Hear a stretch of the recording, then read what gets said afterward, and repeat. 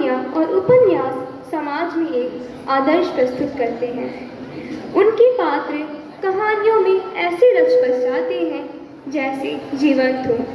आज इस मंच पर हम 10वीं कक्षा के छात्र छात्राएं उनकी एक सुंदर कहानी बड़े घर की बेटी का नाट्य मंचन करने जा रहे हैं।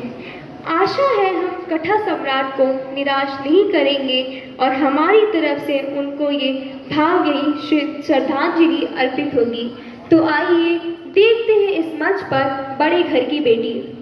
बेनी माधव सिंह, उनके पूर्वजों ने बड़ा ही दान पुण्य किया था और गांव वालों के लोगों में बड़ा नाम था। अब उनकी स्थिति पहले जैसी नहीं थी।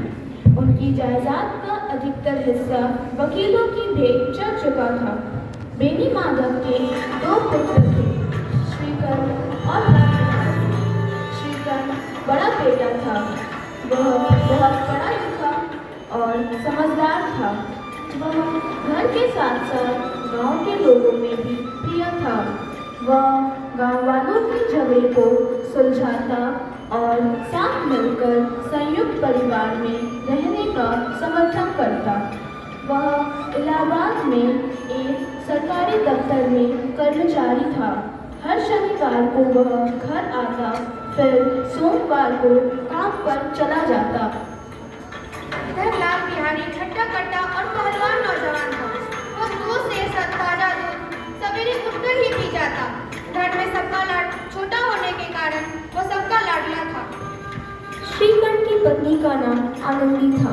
वह बड़ी ही गुणवती और रूपवती थी। आनंदी बड़े घर की बेटी थी।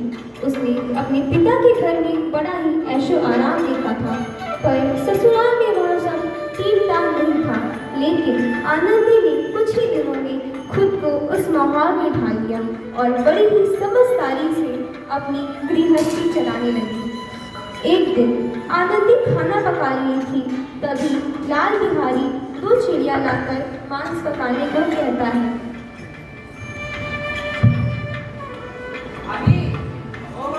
खाना बन गया क्या? हाँ लल्ला जी, अभी देती हूँ। ये मांस पकाता। ठीक है, फिर पका देती हूँ।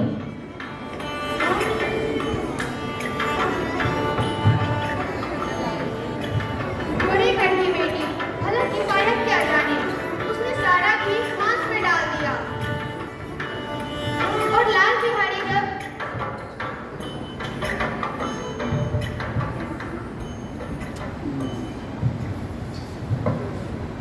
खाना खाने बैठे तब जल्दी लाओ खाना, बड़े जोरों की तो भूख लगी है। आज तो खाने में मजा ही आ जाएगा। भात, दाल, सब्जी और मांस, बहुत खूब। ये क्या भाभी, दाल में तो आपने घी नहीं डाला।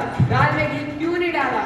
घर में कुछ पाव भर घी था, मैंने सारा घी मांस में डाल दिया, इसलिए दाल में घी नहीं है।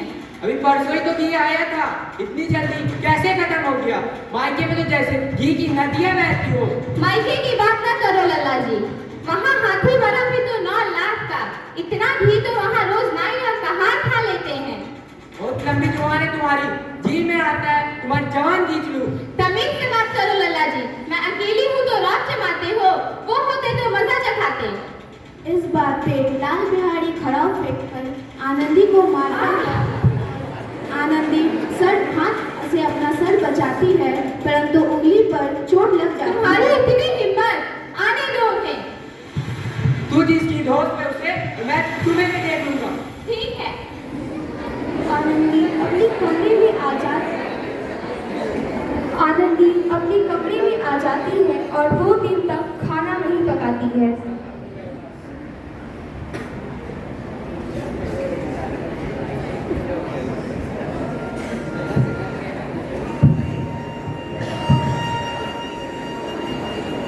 बेटा, बहू ने 2 दिन से खाना नहीं पकाया।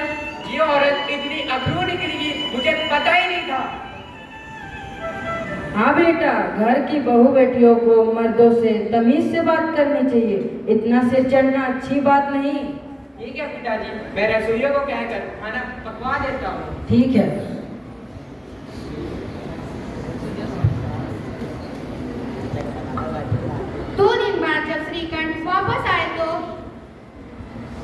बाबूजी प्रणाम।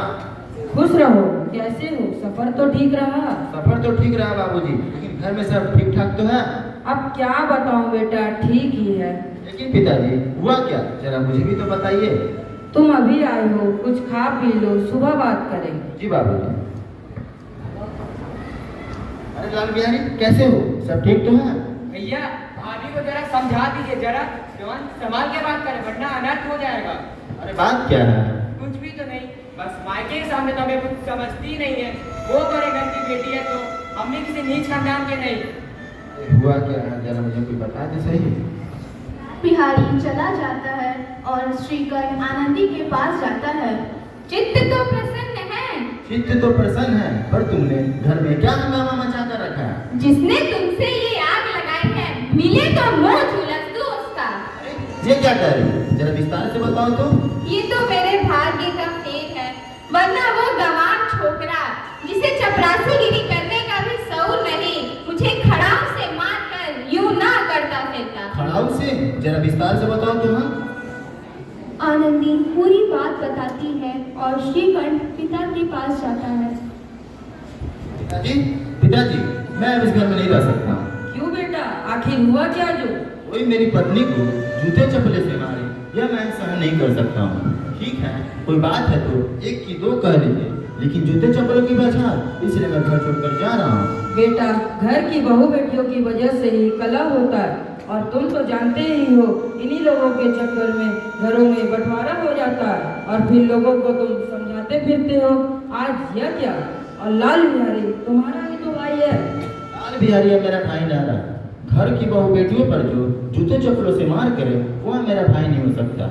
इसलिए अगर वो आपका प्यारा है तो मैं इस घर से जा रहा हूँ, और मैं इससे कह दीजिएगा जहाँ मन करे चला जाए, मैं उसका मुंह नहीं देखना चाहता। लाल बिहारी ये सब सुन लेता है और घर छोड़कर जाने लगता है।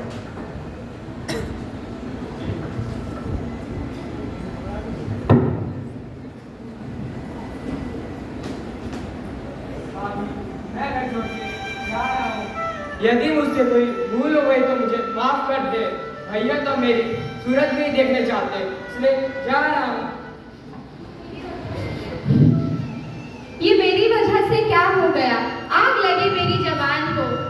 मेरी वजह से लल्ला जी घर छोड़कर जा रहे हैं, ये सही नहीं है। सुनिए ना, लल्ला जी घर छोड़कर जा रहे हैं, जाइए ना, उन्हें रोक लीजिए, जाइए ना। मैं जा रहा हूँ भैया भाभी, यदि मुझसे कोई भूल चूक हो गई तो मुझे माफ कर दे। आनंदी दौड़ पड़ती है और लाल बिहारी का हाथ पकड़ लेती है। अब कहाँ जा रहे हो? आपको कहीं जाने की जरूरत नहीं है। मैं जा रहा हूँ भाभी, भैया तो मेरी सूरत नहीं देखने चाहते। हमने आपको माफ कर दिया, अब आपके भैया की तरफ से भी ऐसा कुछ नहीं है। आप घर छोड़कर नहीं जा रहे हैं। तभी श्रीकर्ण भी आ जाते हैं और लाल बिहारी को गले से लगा लेते हैं। लाल बिहारी, मैंने भी तुम्हें माफ किया, अब तुम्हें कहीं जाने की जरूरत। भैया और मैनी भागा भी आते हैं। हाँ हाँ, बहुत प्रसन्न हुआ मैं यह देखकर। आओ मेरे बच्चों, नाम पिता खुश रहो, सदा सुखी रहो। ऐसी ही होती है बड़े घर की बेटियां, बिगड़ता हुआ काम भी बना लेती है। जिसने भी सुना सबने यही कहा।